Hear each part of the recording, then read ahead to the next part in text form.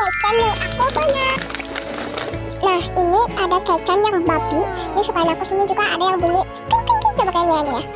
Ini aku lihatnya 10/10 karena aku suka bingit. Dan ini ada Kecan yang berhuruf-huruf gitu ya. Dan ini aku suka bingit ya, suka bingit. 8/10. Dan ini ada Kecan yang kuis gitu kesaam gitu loh. Dan ini aku rating 7/10 deh.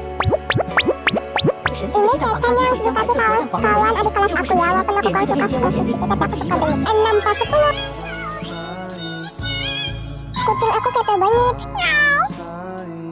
Kecan pompolin, tapi aku lupa namanya. Aku pilih ini kayak lucu tapi kayak jelek banget. Lucu tapi jelek gantengnya gitu ya.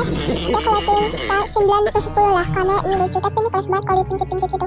Yang lucu lah bulunya doang. Nah, ini ada Kecan yang coklat. Ini lucu sih, tapi ini dipilih sama papaku karena kelawasan nanti. Aku belinya bersama si Pink yang ini ada Kecan yang Hello Kitty. Ini aku suka sih, tapi ini kayak gak terlalu lembut gitu loh. Rating 7/10.